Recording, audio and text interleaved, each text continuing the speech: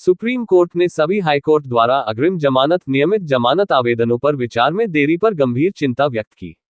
Justice CT. Ravikumar और justice Sanjay Kumar की खंडपीठ ने पाया कि सुप्रीम कोर्ट की बार बार न्यायिक घोषणाओं के बावजूद अग्रिम जमानत आवेदनों को सूचीबद्ध करने और निपटाने में दक्षता की कमी तत्काल राहत पाने की उम्मीद कर रहे आवेदकों की व्यक्तिगत स्वतंत्रता को गंभीर रूप से नुकसान पहुंचाती है।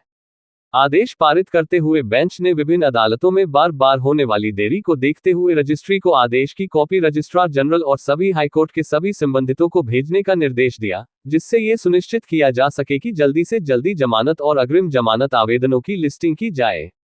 ये देखा गया। इस न्यायालय ने माना और दोहराया कि अग्रिम जमानत आवेदनों पर निर्णय स्वतंत्रता से संबंधित है, इसलिए इन्हें शीघ्रता से लिया और निपटाया जाना चाहिए। वस्तुतः इस न्यायालय ने जमानत स्वीकार करने की प्रथा की निंदा की। आवेदन और उसके बाद उस पर निर्णय को अनावश्यक रूप से टालना। विभिन्न अदालतों में उक्त स्थिति की पुनरावृत्ति को देखते हुए रजिस्ट्री इस आदेश की कॉपी सभी हाईकोर्ट के रजिस्ट्रार जनरल को भेजी जाए, जिससे जल्द जमानत आवेदनों अग्रिम जमानत आवेदनों की सूची सुनिश्चित की जा सके। खंडपीठ के समक्ष मामला भारतीय दंड संहिता आईपीसी की धारा 420, 467, 468, 409, 471 और 34 के तहत अपराध के लिए आरोपी याचिकाकर्ता की अग्रिम जमानत याचिका के संबंध में छत्तीसगढ़ हाईकोर्ट की एकल न्यायाधीश पीठ द्वारा पारित एक अंतरिम आदेश से संबंधित था। उक्त आदेश के अनुसार मामले को विचार के लिए लिया गया और केस डायरी भी मांगी गई। हालांकि अगली सुनवाई के लिए किसी विशिष्ट तारीख का उल्लेख करने के बजाय आदेश में लिखा गया, इस मामले को उसके कालानुक्रमिक क्रम में सूचीबद्ध करें। इस दृष्टिकोण की निंदा करते हुए बेंच ने कहा, ऐसी परिस्थितियों में मामले को आगे के विचार के लिए अदालत के समक्ष कब रखा जाएगा, यह अनुमान के अलावा और कुछ नहीं है। हमें यह मानने में कोई झिझक नहीं है कि इस तरह का आदेश अग्रिम जमानत नियमित जमानत से संबंधित मामले में निश्चितता के बिना, वह भी मामले को स्वीकार करने के बाद, निश्चित रूप से आवेदन पर विचार करने में देरी करेगा और ऐसी स्थिति किसी व्यक्ति की स्वतंत्रता के लिए हानिकारक होगी। ये चिंता की बात है कि बार बार आदेश के बावजूद भी वही स्थिति बनी हुई है। न्यायालय ने याचिकाकर्ता को आपराधिक एसएलपी में अंतरिम सुरक्षा प्रदान की और हाईकोर्ट के एकल न्यायाधीश से लंबित आवेदन का शीघ्र निपटान यानी अधिमानतः इस आदेश की प्राप्ति प्रस्तुति से 4 सप्ताह की अवधि के भीतर अनुरोध किया। सीनियर एडवोकेट सिद्धार्थ लूथरा याचिकाकर्ताओं की ओर से उपस्थित को विस्तार से सुनने के बाद न्यायालय ने ये स्पष्ट करते हुए मामले का निपटारा कर दिया। हम ये भी स्पष्ट करते हैं कि अंतरिम सुरक्षा का अनुदान जमानत आवेदन पर विचार को प्रभावित नहीं करेगा। याचिकाकर्ता और इस पर उसके गुण दोष के आधार पर विचार किया जाएगा। इससे पहले फरवरी 2022 में चीफ जस्टिस एन.वी. रमन्ना की अध्यक्षता वाली 3 न्यायाधीशों की पीठ ने छत्तीसगढ़ हाईकोर्ट द्वारा अग्रिम जमानत मामलों में अनिश्चितकालीन स्थगन के मुद्दे पर इसी तरह की टिप्पणियां की। हाईकोर्ट द्वारा अपनाए गए दृष्टिकोण अस्वीकार करते हुए पीठ ने अपने आदेश में कहा, कोई विशिष्ट तारीख नहीं देना, विशेष रूप से अग्रिम जमानत से संबंधित मामले में ऐसी प्रक्रिया नहीं है जिसे उचित ठहराया जा सके। हमारा मानना है कि अग्रिम जमानत से संबंधित मामले में इस प्रकार का अनिश्चितकालीन स्थगन, वह भी इसे स्वीकार करने के बाद, किसी व्यक्ति के मूल्यवान अधिकार के लिए हानिकारक है। केस टाइटल: कविश गुप्ता बनाम छत्तीसगढ़ राज्य एसएलपी।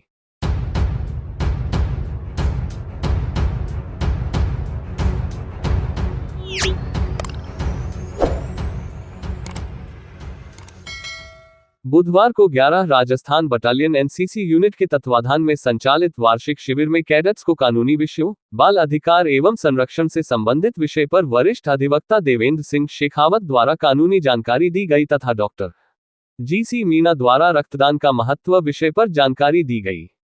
एडवोकेट देवेंद्र सिंह शेखावत ने कैडेट्स को संबोधित करते हुए कहा कि देश का युवा सोशल मीडिया का सतर्कता के साथ उपयोग कर अपने जीवन में सफलता अर्जित कर सकता है। वर्तमान समय में सोशल मीडिया के उपयोग को जीवन के प्रत्येक क्षेत्र में अत्यधिक आवश्यक है, जिसकी उपयोगिता को वर्तमान समय में नकारा नहीं जा सकता। ये बात अधिवक्ता देवेंद्र सिंह शेखावत ने कायर विश्राम इसलिए में कैडेट को संबोधित करते हुए कही। 11 राजस्थान बटालियन एनसीसी यूनिट के वार्षिक प्रशिक्षण शिविर में कैडेट्स को संबोधित करते हुए उन्होंने कहा, युवाओं को नए आईटी अधिनियम की जानकारी अत्यंत आवश्यक है। इसके अभाव में अनेक युवा बेवजह अधिनियम का उल्लंघन कर अपने लिए समस्या पैदा कर लेते हैं। एनसीसी कैडेट्स को उनके अधिकारों के साथ कर्तव्य का ज्ञान भी होना आवश्यक है। जहां अधिकार जन्म लेते हैं, वही कर्तव्यों के निर्वहन की भी जिम्मेदारी उठानी चाहिए। बाल संरक्षण अधिनियम, बाल कल्याण, महिला अधिकार, पोक्सो एक्ट सहित विभिन्न विषयों की कानूनी जानकारी प्रदान करते हुए उन्होंने कहा, राष्ट्रीय क्रेडिट को सामाजिक उत्थान के कार्य में अपनी महत्वपूर्ण भूमिका निभाता है। समाज में जहां कहीं भी जन जागरण की आवश्यकता है, राष्ट्रीय कैडेट कोर उसे आवश्यकता की पूर्ति में अपनी महत्वपूर्ण भूमिका निभाता है। शिविर के दूसरे सत्र में जवाहरलाल नेहरू चिकित्सालय के सीनियर डॉक्टर जीसी मीणा ने एनसीसी कैडेट्स को रक्तदान से संबंधित महत्वपूर्ण जानकारी प्रदान की। उन्होंने रक्त के प्रकार, दाता और रिसीवर के साथ रक्त किस प्रकार मानव शरीर के लिए जीवन दाता है। अपने उद्बोधन में उन्होंने कहा, मानव जीवन में रक्तदान महादान का कार्य करता है। अन्य सभी दानों में मानव जीवन को बचाने के लिए दिया गया दान सर्वोत्तम एवं सर्वश्रेष्ठ है। जीवन में प्रत्येक व्यक्ति को रक्तदान के नियमों का पालन करते हुए रक्तदान अवश्य करना चाहिए। इस अवसर पर जवाहरलाल नेहरू चिकित्सालय अजमेर के senior lab technician Jeevraj, Nandkishore, Mukesh एवं सांवरलाल ने एनसीसी कैडेट्स के रक्त संबंधी जिज्ञासाओं का समाधान किया। Camp commandant colonel Sumit Ghosh ने बताया कि कैंप में सांस्कृतिक कार्यक्रम का आयोजन 14 जून को किया जाएगा। समापन के अवसर पर कैंप में आयोजित होने वाली विभिन्न प्रतियोगिताओं में सर्वश्रेष्ठ प्रदर्शन करने वाले एनसीसी कैडेट्स को सम्मानित किया जाएगा। शिविर का समापन 16 जून को होगा।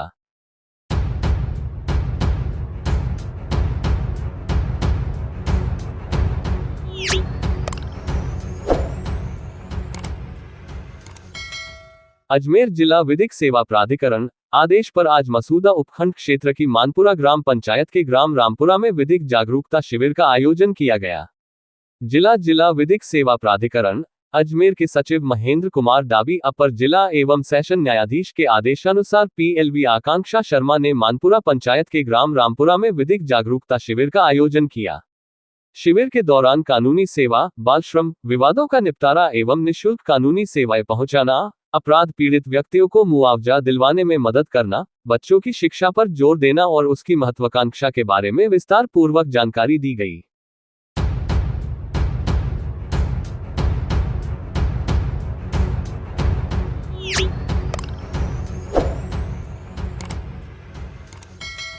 महिला जन अधिकार समिति अजमेर के तत्वाधान में बुधवार को ग्राम हिंगोनिया व मानपुरा के युवाओं के लिए जेंडर प्रशिक्षण कार्यक्रम का आयोजन किया गया, जिसमें जेंडर संवेदनशीलता पर जोर दिया गया। नेहरू युवा केंद्र अजमेर में रजिस्टर्ड यूथ क्लब के युवा मंडलों के सहयोग से किया गया। इस कार्यक्रम में संस्था कोऑर्डिनेटर सिल्वेस्टर ने कार्यक्रम के बारे में विस्तार से जानकारी दी और कार्यक्रम 12 से 20 जून तक सरवाड़ ब्लॉक के विभिन्न गांवों में आयोजित किया जाएगा। संस्था के कार्यक्रम प्रभारी रामपाल रेगर ने जेंडर के विभिन्न मुद्दों जैसे जवान और किसान के ऊपर युवाओं की मानसिकता पर ध्यान आकर्षित किया और पोस्ट का निर्माण किया, जिसमें सभी युवा साथियों ने पुरुष लिंग का ही चित्र बनाया। इसमें स्त्रीलिंग का एक भी चित्र नहीं बनाया। ये लोगों की मानसिकता का वास्तविक मूल्यांकन कराया। इसके साथ ही लड़का और लड़की में समानता को लेकर भी चार्ट बनाया गया, जिसमें विभिन्न समानताएं दोनों में पाई गई है। इस कार्यक्रम को सफल बनाने के लिए सिल्वेस्टर एरियल व रामपाल रेगर ने शुरुआत में युवाओं को मनोरंजन युक्त गतिविधियां कराई गई है, जिसमें मानसिक गतिविधि, पोस्टर गतिविधि आदि के द्वारा युवाओं को जेंडर प्रशिक्षण की जानकारी विस्तार से दी। सामाजिक कार्यकर्ता रणजीत सिंह केशावत ने उपस्थित युवाओं को बताया कि समाज में लैंगिक भेदभाव हमारी सोच से ही पनपता चला आ रहा है और इसे समाप्त भी हमारे जेंडर संवेदनशील नजरिए से ही समाप्त किया जा सकता है। वर्तमान समय में महिला पुरुष कदम से कदम मिलाकर कार्य करते हैं, फिर भी हम कई मामलों में महिलाओं लड़कियों को कम आंकते हैं, जबकि दोनों में बहुत समानता है। हमें इस भेदभाव को मिटाने में युवा मंडलों को आगे आना है। कार्यक्रम में हिंगोनिया व मानपुरा युवा मंडल अध्यक्ष रामप्रसाद गुर्जर और रणजीत सिंह केशावत का विशेष योगदान रहा है। ग्राम पंचायत टीम ने उक्त प्रशिक्षण के लिए संस्था का आभार व्यक्त किया।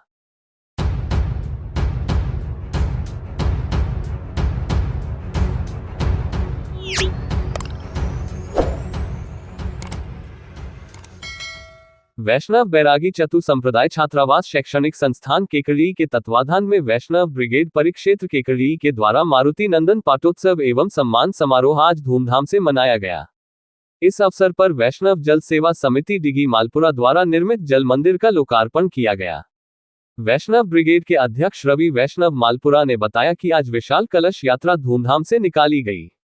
आज के कार्यक्रम के विशिष्ट अतिथि स्वामी लक्ष्मी नारायण दास महाराज, शक्तिपीठ नागौर एवं महावीर दास हाजियावास, रामस्वरूप जी वैष्णव अध्यक्ष सराधना का स्वागत सम्मान किया गया। इस अवसर पर वरिष्ठ जनों का सम्मान किया गया, जिनमें नंदलाल जी वैष्णव गुलाबपुरा से, श्रीमती राम कन्या देवी पत्नी बालक दास जी देवगांव से, बाबूलाल जी वैष्णव गुलाबपुरा, राधेश्याम जी वैष्णव चावड़िया, रामपाल जी वैष्णव सलारी, भगवान दास जी केकड़ी, इन सभी का मंच पर माल्यार्पण कर स्वागत सम्मान किया गया।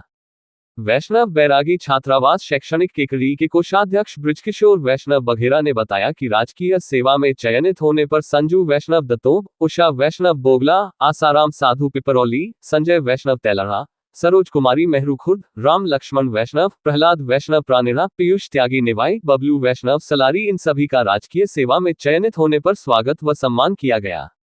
वहीं 10th 12th में 80% से ऊपर आने पर समाज के विद्यार्थियों का स्वागत किया गया, जिनमें निहारिका, अंजलि, नैतिक, मनीष, अनुष्का, गौरव, ऋतिका, आरती, रिद्धिमा, संजाल, आदित्य, भावेश, कनिका, कोमल, मनीषा, जय, प्रियंका, अवधेश, कविता, ब्रिजराज, राजवीर, शुभम, वैभव अच्छे प्राप्तांक आने पर सभी विद्यार्थियों का मेडल देकर सम्मानित किया गया। वैष्णव ब्रिगेड संरक्षक दिनेश वैष्णव खिड़की गेट ने बताया कि मारुति नंदन पाटोत्सव एवं सम्मान समारोह जिसमें विभिन्न समितियां के भी सम्मिलित हुई है, जिसमें वैष्णव समाज चौमालिसा का फर्स्ट, चौमालिसा सेकंड, धानेश्वर समिति, सरवाड़ बयालिसा समिति, 16 गांव, भिनाय 84, डिगी समिति, नसीराबाद समिति, विजयनगर गुलाबपुरा समिति, अजमेर समिति, डिगी समिति के सदस्य उपस्थित थे। दिनेश वैष्णव स्वामी बावड़ी ने बताया कि कार्यक्रम का सफल बनाने में परमेश्वर अरनिया, ब्रिज किशोर वैष्णव, गोपी कृष्ण वैष्णव, उमाशंकर वैष्णव चौसला, सावन वैष्णव बालाजी बगीची, महावीर वैष्णव देवगांव, दिनेश वैष्णव खिड़की गेट, महावीर वैष्णव छगनपुरा, दिनेश वैष्णव बावड़ी, गोविंद वैष्णव अस्त, प्रदीप तिलावत बघेरा, बनवारी सलारी, नवल वैष्णव कोटड़ी आदि वैष्णव सदस्य का योगदान रहा। कार्यक्रम का संचालन गोपी कृष्ण बोगला ने किया।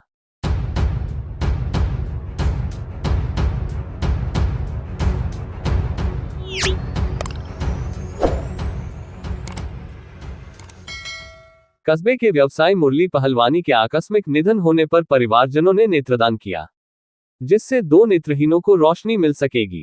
पहलवानी का मध्यरात्रि 11:30 बजे निधन होने पर भारत विकास परिषद के कार्यकर्ता ने पहलवानी के आवास पहुंचकर नेत्रदान के लिए प्रेरित किया। परिषद की प्रेरणा से मृतक के परिवारजनों ने नेत्रदान की सहमति प्रदान की।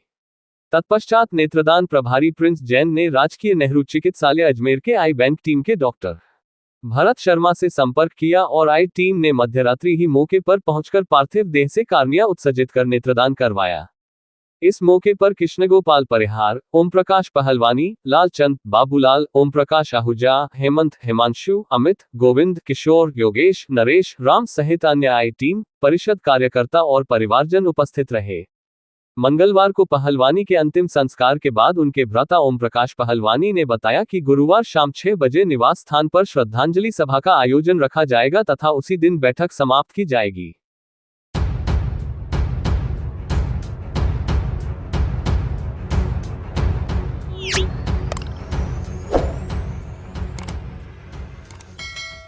पुलिस महकमे का नाम आते ही लोगों के मन में तरह तरह के विचार आना भले ही कोई नई बात नहीं हो, पर 7 वर्ष तक लगातार राष्ट्रीय राजमार्ग पर सेवाएं देने के दौरान दुर्घटना में घायलों हुए पीड़ितों को अपना खून तक देकर लोगों की जान बचाने वाले राजस्थान पुलिस के हेड कांस्टेबल मंगल चंद धोदावत के पूर्ण निष्ठा एवं समर्पण भाव से अपने कर्तव्य पालन के साथ मानवीय दृष्टिकोण रखने वाले पुलिस महकमे के कर्मचारी अधिकारियों की कमी भी नहीं है। पिछले 7 वर्षों तक राष्ट्रीय राजमार्ग पर सेवाएं देते रहने के बाद वर्तमान में यातायात शाखा में तैनात मंगल चंद धोदावत ने राजस्थान पुलिस दिवस के अवसर पर आज 56 वर्ष की उम्र में रक्तदान कर एक बार फिर लोगों की जान बचाने के काम आने वाले रक्त का रक्तदान कर मानवता का संदेश देने के साथ ही पुलिस महकमे का मान भी बाया है। मंगल चंद धोदावत के द्वारा आज 56 वर्ष की उम्र में रक्तदान करने पर ब्यावर जिला पुलिस अधीक्षक नरेंद्र सिंह ब्यावर, वृत्ताधिकारी पुलिस उपाधीक्षक राजेश कसाना सहित पुलिस अधिकारियों ने हेड कांस्टेबल मंगल चंद धोदावत के द्वारा इस उम्र में किए गए रक्तदान की भूरी भूरी प्रशंसा करते हुए सभी से इसी तरह रक्तदान करने का आह्वान किया। इधर आज 56 वर्ष की उम्र में रक्तदान करने वाले मंगल चंद धोदावत ने कहा कि वे जब तक पुलिस महकमे में ड्यूटी करते रहेंगे तब तक रक्तदान करते रहेंगे।